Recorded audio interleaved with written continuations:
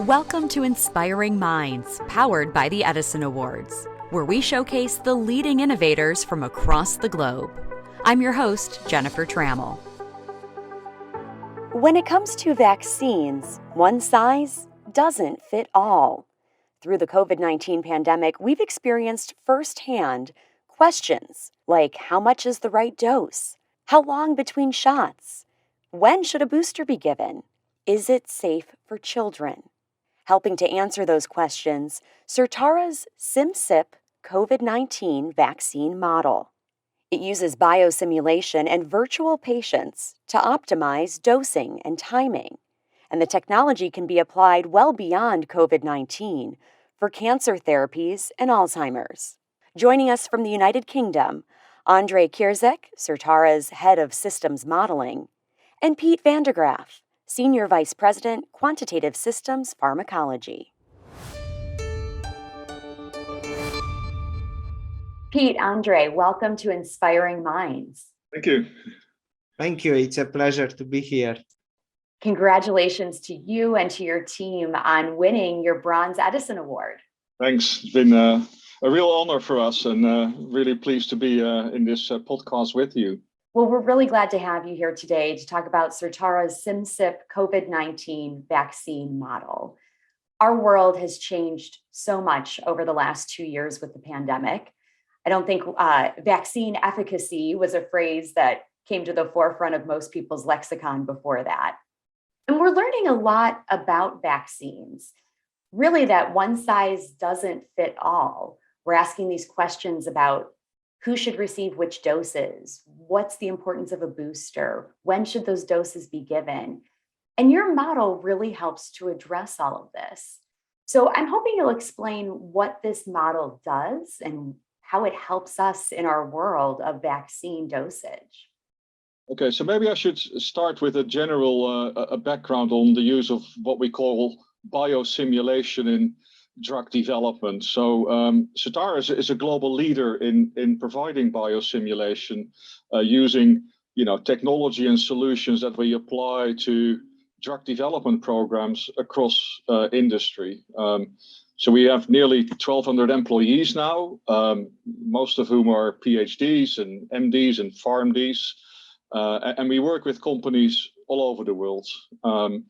And really, we apply biosimulation, or what is typically now kind of called model-informed drug development, really kind of from very early drug discovery all the way to late-stage clinical development. And just to give you an illustration of the uptake of this approach, so our software and services have supported more than 90% of the FDA new drug approvals in the past 8 years. So model-informed drug development, or as in the industry people call it MIDD, has been really used for many years, and to a large extent has become part of the standard paradigm for drug development. Now, that was quite different, I think, for vaccines, where until recently, I think the use of such model-informed drug development, or maybe we should call it model-informed vaccine development, was not very widely applied. And I think that, at least for us, changed quite significantly when the COVID pandemic hit the world 2 years ago. So let's get into the specifics with COVID-19. What was the genesis of the Simcyp COVID-19 vaccine model? I think we always say, like probably many people in our fields, when the COVID pandemic hit the world, everybody was asking, what are you going to do to save the world, right? And people kept asking us that, and initially we said, well, to be honest, we may not have that much to offer specifically regarding COVID, because first of all, our group in Certara had never worked in vaccines or infectious diseases. So we initially felt, well, it's probably best for us if we just keep focusing on what we're doing, because obviously, therapy development for other diseases doesn't stop. Now, at some point, we realized actually that we actually might have something quite significant to offer. Now, the background here is that we had been working in a consortium with major pharma companies for about 4 years at that time. And what we had been doing with this group of companies was to develop a large biosimulation platform that was to use to predict the undesired immunogenic response to the application of biological therapeutics.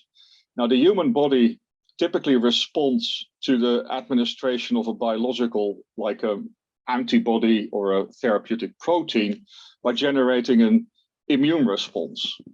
Now, that is obviously in the context if that biological is a drug is undesired. So we had been developing this platform that companies can use to predict that undesired immunological response.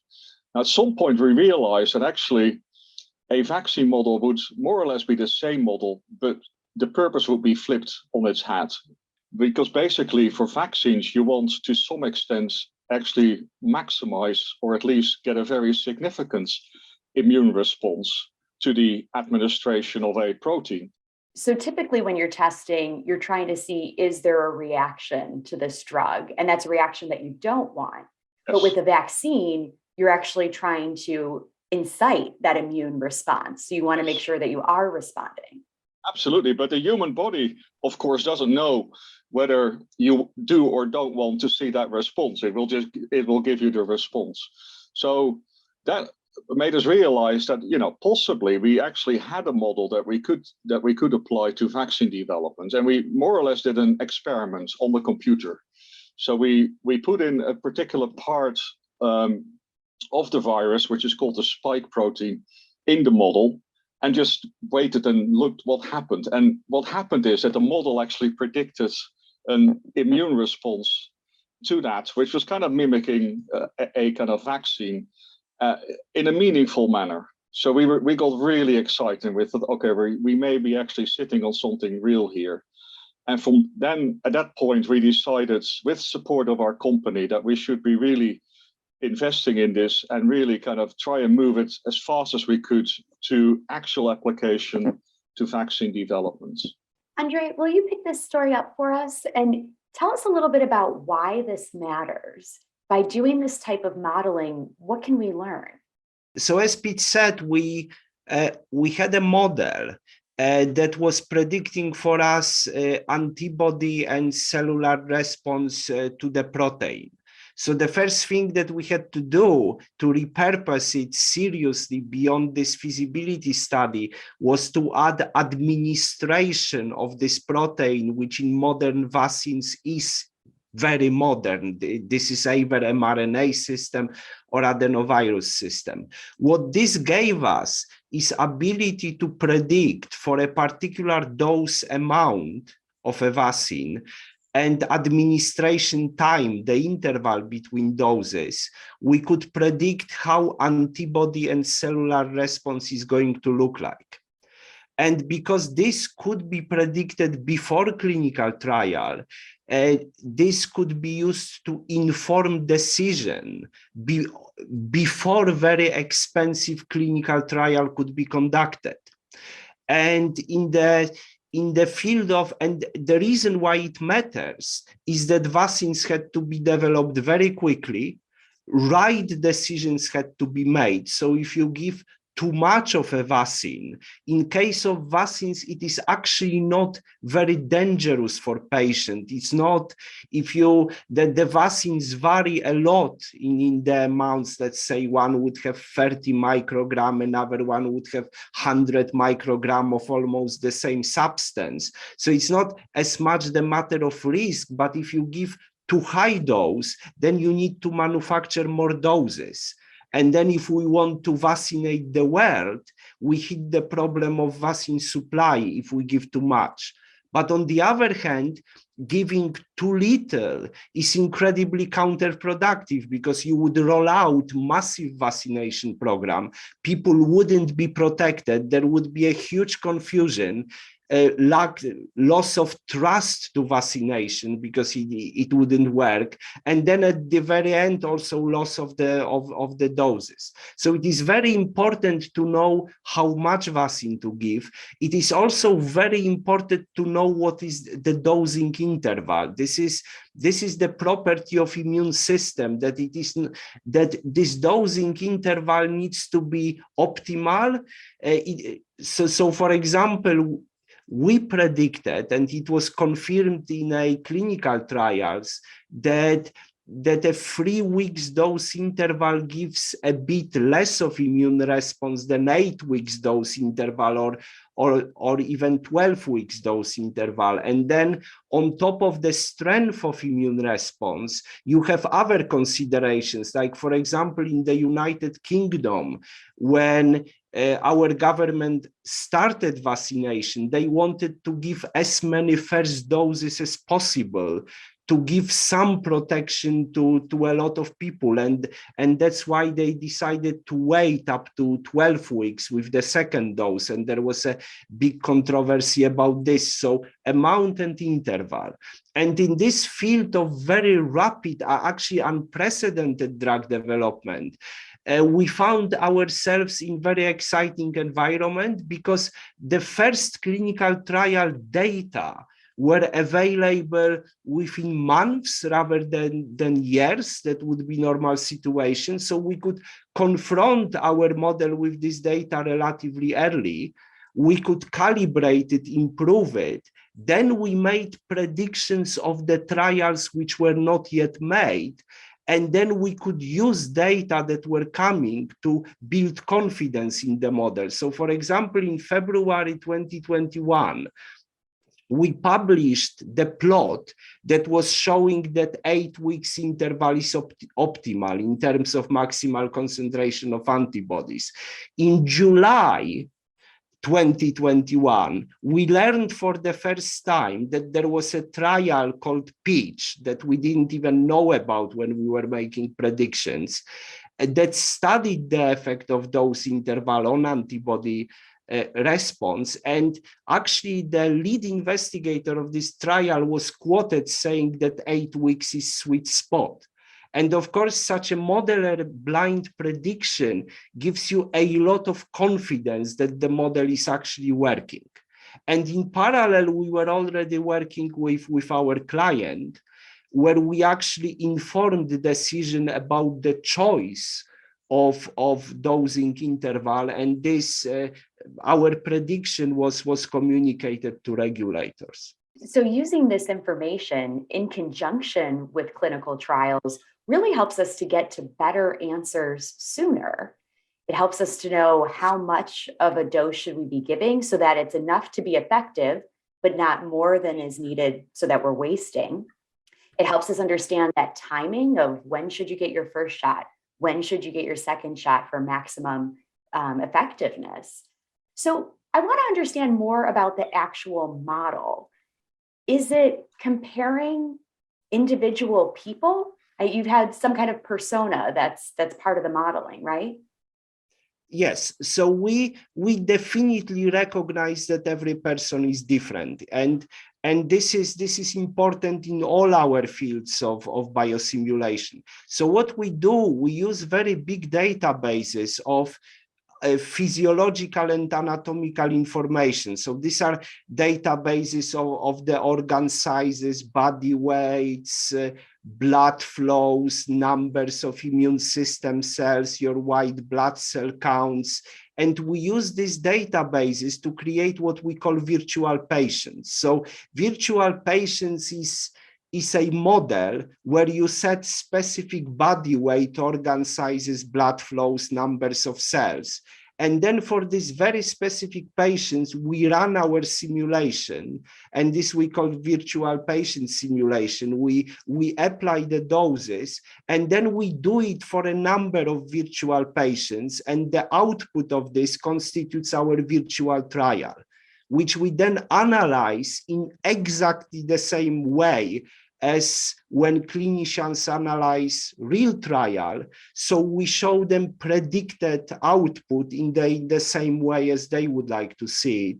And in this way, we inform decisions. So by all means, we recognize that everybody is different. Another important thing here is that we can create virtual populations. So for example, we can create population of people who are children.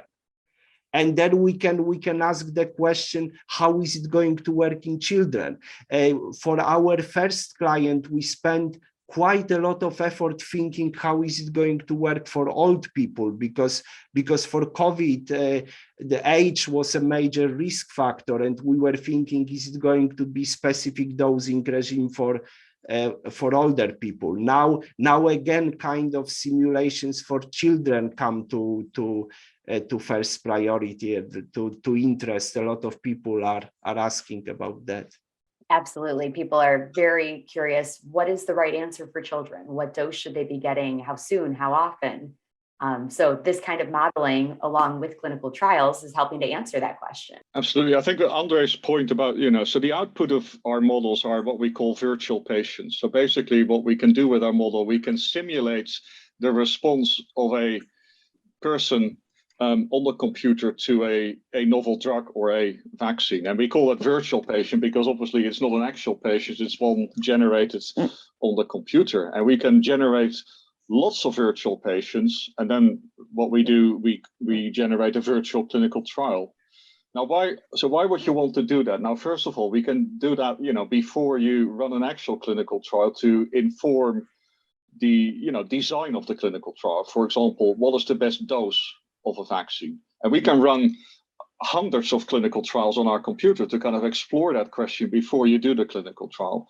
As Andre said, a key question that we answered very early on was this question of when is the best time to give your booster dose, the second dose. And then also we've been exploring when would you need your third dose and maybe a fourth dose. We can answer questions like, is this particular vaccine still going to be as efficacious against novel variants?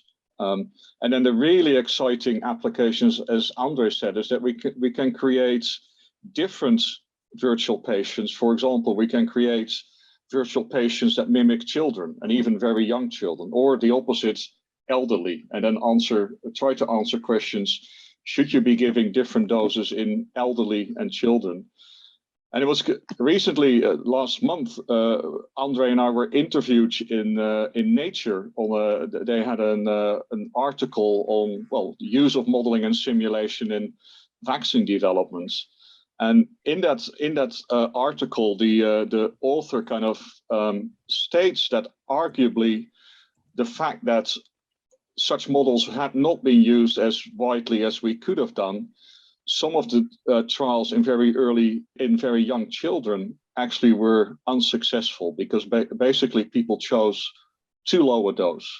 Now that dose, as far as we know, was not based on using modeling and simulation, and was kind of calculated in a different manner. But that is an example where I think we feel, and the author states that arguably, despite the phenomenal success of the vaccine development, right? I mean, this has been unprecedented that, we managed to develop vaccines within a year. That has never happened. It's an incredible success, but still, arguably, we could have done better.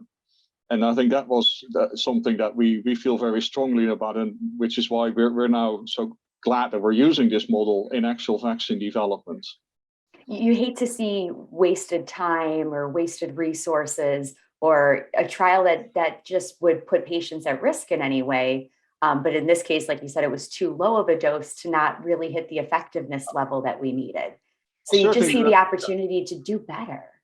Absolutely. So certainly the example of the more recent trials in very young children, which is obviously a very, very difficult group in general for vaccine or medicine development. So they're obviously very vulnerable. They are very different in terms of their biology compared to elderly. But certainly it seems like, we lost time and opportunity there by not using everything that we knew at that stage The other one is the point that I think everyone agrees now that the initial interval between the first and the second dose for the two first vaccines from Pfizer and Moderna for 3 and 4 weeks was too short. Now, they were still highly efficacious, so I don't think people necessarily kind of feel, well, that was a major kind of mistake. But arguably, we could have had better efficacy and better protection if we would have kind of used the model and increased that interval to a longer time. Andre, will you tell us more about the team who has developed this modeling and kind of their expertise, how this all came together? So our team is very interdisciplinary. The colleagues in Certera come from various backgrounds. Biomedical engineering is quite common background, mathematics, physics. I actually graduated molecular biology, but then I became what is known computational biologist. So we worked with, just to mention a few names, Mario Giorgi worked on the IG consortium, and then Vaccine Simulator, Rajat Desikan contributed also quite a lot. And they are biomedical engineer and physicists by background. But it is also very important that we work very closely with our clients, so that with teams that develop actual vaccines, and they bring in even broader expertise, because they bring in clinical expertise about their particular project. And over there we have preclinical biologists, immunologists, clinical people. So it is all about interaction in interdisciplinary environment.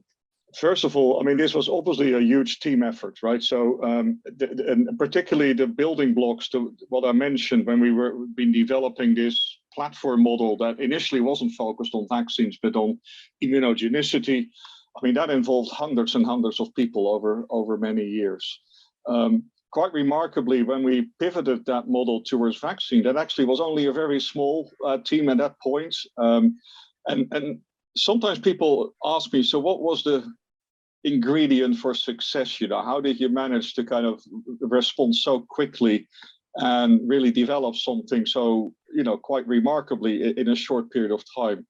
So first of all, I think it's just we have a unique mix of talent, right? We have people with very different backgrounds that all kind of, you know, come together in this biosimulation space. And obviously that's you know, you have to have people who are incredibly talented, like Andre and others. I also think, you know, in Certara, at that point, people were very supportive, and there was a culture that they allowed us to take a risk, because this was unsupported in the first instance. We didn't have a client supporting this. This was entirely something we strongly believed in. And obviously, if our company had said, well, yeah, that's fine, but, you know, we need to wait and see, it wouldn't have happened. So there was a real support that people said, okay, we can see this, and, you know, we support this, and you can take a risk. And that is really a key to success for driving innovation. And then finally, I think the question, well, how did you manage to do this? I think we are incredibly focused and purpose-driven. And we really believe that we should focus on what we're really good at, which is biosimulation. That is really what we can kind of bring to the table. And there's obviously many other experts who bring other things to the table, but we just really focus on that bit that we believe we are incredibly good at. Innovation is really at the heart of your team and at the heart of the Edison Awards. Yes. How do you help teams to foster innovation? How do you encourage that? Well, as I said, in the first place, this was very much something that you have to support, particularly at a time where, you know, you're doing something that no one's done before. There's obviously a risk it will fail. And as said, at this point, we didn't actually have a client who said, yeah, we want you to do this for us. So this was entirely kind of at Certara's risk in the first instance. Now, that is really key to setting a culture and a basis for innovation, because obviously if you wouldn't have that, we would not have done it. and we would have gone on and we would have done something else, but not this. So I think the other ingredient, I think, is that we are, we as individuals and as a company, we're incredibly purpose-driven. I think, really our goal is to use biosimulation to better people's lives, right? That is ultimately what we're really trying to do. And we do that through exciting science and incredible innovation. But at the end of the day, what really drives people is say, look, this really, really makes a difference. And I think that makes so many people really tick, and they say, yeah, that's really the environment I want to work in. Thanks for sharing more of your culture with us. And really, it's led to some pretty incredible developments by taking that risk. So I'm wondering, how can this technology be used in the future? What are other applications that we can expect biosimulation to make a difference for in our lives? So Pete, may I start with kind of short-term future about COVID, and then you can expand. So what changed massively about COVID from the point of view of development of new vaccine is that clinical trials are much more difficult to conduct, because first of all, the patients will have very different COVID background. There are very few people in Western world now who didn't see COVID either in the form of the vaccine or in the form of infection, or like me, in actually both capacities. I had 3 doses and I was also infected, which was then incredibly mild, thanks to all this vaccination. So it's very difficult to design a kind of clinical trial like it was in the beginning, that everybody are naive and respond to vaccine. Also at the very beginning, people were highly motivated to volunteer for these trials. Now it will of course change a little bit, and in some cases people may even have problem that if they get vaccinated with experimental vaccine, it may not give them vaccine certificate that they need to do something like travel to certain country for example. So clinical trials are much more difficult to conduct now. So there is much higher need, I would say, to supplement clinical trials by biosimulation. And because it's not first time we do the trial, because we have all this unprecedented data, biosimulation is more reliable. Then we have more confidence in this that we had at the very beginning, and trials are much more difficult to conduct. So I think that for new vaccines that we really need, because we still didn't vaccinate the world, and we need to keep vaccinating ourselves against COVID. So for these new vaccines, I think that our simulator applied as it was to the same question: what is dosing interval in children, adults, elderly, that it is very, very useful now. A continuation first with COVID-19, because we still have a lot of questions to answer. And as you mentioned, Andre, those clinical trials are becoming more difficult to conduct. So supplementing with the biosimulation gives us opportunities to learn and make good decisions going forward. Absolutely. Yeah. We as the world were completely taken by surprise 2 years ago, right? This just came out of the blue, and it just happens. Now, we don't know what's going to happen with COVID over time, right? But I think we should now be prepared. We have learned so much. We can be ready for, whatever comes next in COVID. And clearly, we can't afford to then kind of run massive clinical trials again and wait and see. We can now kind of really start to kind of be ready for when, hopefully not, but who knows, another wave kind of hits the world, and we can really move fast, in part because we can use biosimulation to really kind of minimize the actual clinical trials that are needed to kind of convince ourselves that these vaccines are efficacious and safe. So, for example, we have been doing simulations of, when would you need to give your third or fourth or fifth dose. We can run these trials virtual trials for like years, right? So we already have simulated, 2024 in our model. So we can already kind of use that understanding. At some point, we became really interested in, can you mix vaccines? Because at some point, obviously, because of the supply issues, people might have received vaccine A for the first and second dose, but that for the third dose, that vaccine was no longer available, particularly in the UK, that was the case. And then the question is, well, can you mix vaccines? And if so, what is the best combination? So all of these things we can run virtual trials for, and we can kind of give answers well before you run the trial. And what about beyond COVID-19? What are the opportunities for other diseases, other treatments? Yeah. So first, if we just stay with, well, vaccines maybe, and then we can even broaden it out. So, well, to some extent, I think the story that we had around realizing we were sitting on a platform, a simulation platform that we could repurpose, I think to some extent that was also the case for the companies that were the first to develop the mRNA vaccines. I don't think they were necessarily thinking about COVID. They were really kind of developing this, specific technology for other diseases like cancer. Same story, I think. COVID hits the world. They realized they could quickly repurpose their platform and move it towards COVID.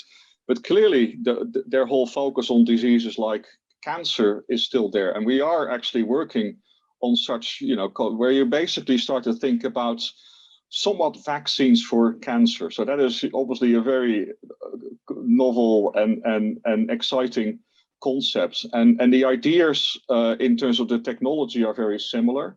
We also have biosimulation platforms for cancer, for example, so we can actually create virtual patients and look at therapies for cancer. So we are now kind of combining the lessons from our vaccine platform, our cancer platform, combining them, and now we can say, okay, we can actually also do that. So that's if we stay within, and obviously there's many other applications in vaccines for infectious diseases.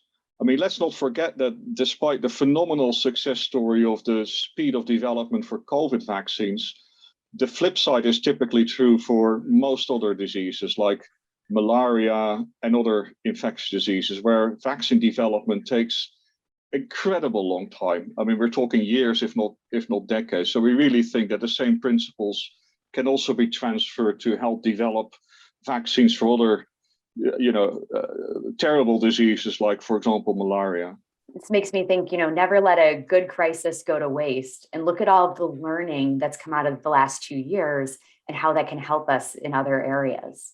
We also work in many other, disease areas which are not related to vaccine development or COVID or infectious diseases. For example, let me just give one example, neuroscience and Alzheimer's. So we have also developed a biosimulation platform for Alzheimer's disease, where we can actually create virtual patients with Alzheimer's and then look at impact of potential therapies for that awful disease. We have actually also used that platform in COVID. So what happens in COVID is, which didn't get as much airtime, is that a lot of clinical trials had to stop, particularly the ones involving elderly and frail patients, because in lockdown they just couldn't go anywhere. So they couldn't actually get to the clinic to get their new medication, to be tested. So a lot of trials were actually halted during the COVID pandemic. And that was particularly impactful for trials that sometimes take years to run, like in Alzheimer's disease. So here you have clinical trials that take literally years to run, because obviously you need to monitor patients over a long period of time. So one of our clients came to us and said, well, can you help me? We had to stop the trial. That trial had been running for a considerable amount of time. When we can restart the trial, we have to decide either to start from scratch, which would be terrible for the company, terrible for the patients, terrible for everyone. Can you help us? Can you create virtual patients to bridge the time from when we stopped the trial to when we started again? So we don't have to start again, but we basically use your virtual patients. So what we did is we actually created what we call virtual twins. So for each actual patient, we literally cloned that patient on the computer. So now the virtual patient becomes literally a twin of the actual patient. And we said, well, our computer model predicts that this patient would have kind of progressed like like this, when the trial restarted, they could basically use that and start from there. So that's another very different example, but again, in the context of COVID, how biosimulation can really help. I hadn't really thought about that. All of the work that was in progress that was disrupted by the pandemic. So this gives you that bridge during that time period and new opportunities to learn and discover how people or virtual patients would react. For me, what is very exciting here, as a molecular biologist by university background, is just a progress to basic knowledge about immune system that was brought in by COVID research, and also development of some very modern drug platforms, like for example mRNA platform. So lipid nanoparticle mRNAs were in development for quite a long time, but it's only COVID-19 vaccine. Actually, COVID-19 vaccine was the first medicine approved with this way of delivering drug, but it's very universal way of delivering drug. You can deliver any protein in this way, and it can be vaccine for other diseases, it can be cancer vaccine, it can be protein therapeutic for any disease, and I think that this is major development. And from our point of view, from biosimulation point of view, we simply learned how to simulate this platform. So we are kind of ready for the future, where we expect that these new tools will be applied more and more frequently. Like years ago, there was this transition from small molecule drugs to monoclonal antibodies. As now we expect some other modalities, these modern modalities, to be applied more and more frequently, and we are ready for that. So ultimately, does this type of modeling get us to customized medicine? You could know, Jennifer Trammell has, this weight, this age, these markers, and any treatment could be customized to that person. Absolutely. So I used the example earlier for the Alzheimer trial, where we said, well, we can actually really individualize the virtual patient concept and make it virtual twins. So that literally means, we can clone you, Jennifer, on the computer and try to kind of mimic your, response to therapeutics as best as we can. And that will be different from the virtual twin from Andre and different from the virtual twin from me. So that is a concept that we are probably most excited about, because first of all, it really kind of opens the door to what people call personalized medicine, which really means that every individual should expect to get the best medicine and at the best dose and the best dosing regimen. And in many instances, we still use a one-size-fits-all approach, which clearly kind of means that people at the kind of extreme of the kind of average response will probably not be served particularly well with that. Now, the area where we are already doing this is in rare diseases. So rare diseases are, well, as the name says, kind of diseases where you only have very few people, with that, particular disease. And when I say very few, that could be less than 100 people in the whole world, right? So think about doing a clinical trial for such a disease. So first of all, you only have very, very few patients in the first place. And secondly, one approach that is really kind of generating a lot of excitement is called gene therapy, because a lot of these rare diseases, kind of the basis for them are a defect in a single gene. So it's something that you, in principle at least, can really kind of solve with gene therapy. Now, a clinical trial for such a rare disease may only involve 10 people, the whole clinical development program. The other thing is that, for example, in gene therapy, you typically can only give one shot in every patient. So you need to get it right first time in every patient. Now, that is obviously getting the dose right to a whole new kind of level. And we actually have been working with companies on implementing our virtual patients for such cases where we basically say, okay, in a clinical trial, can we actually, based on what we know from the first patients, predict the exact dose for the next patient based on their gender, their age, their body morphometry, their ethnicity, etc., etc. So this is already something we have been doing. We have indeed been submitting this to regulatory agencies, and they can clearly see that this is almost a must. Given the fact you have only so few patients, you need to get it right. So you really need to throw the kitchen sink at these trials and make sure that you really, really do everything you can to get it right. Andre, let me wrap up by asking, what was the team's reaction when they found out you'd won an Edison Award? Oh, we were incredibly happy. So most of us are scientists, so we usually celebrate getting research publications. So this was very new for the team, and yes, we were very happy. Yeah. Well, congratulations to you, to the team. Thank you for your work that's really affecting all of us as we think not just about COVID-19, but about other diseases and future applications for this kind of modeling. Great to have you guys with us today. Thank Thank you you so much. You've been listening to Inspiring Minds, powered by the Edison Awards, showcasing the leading innovators from across the globe. I'm Jennifer Trammell. Thank you for tuning in, and we look forward to having you join us for our next conversation with another inspiring innovator.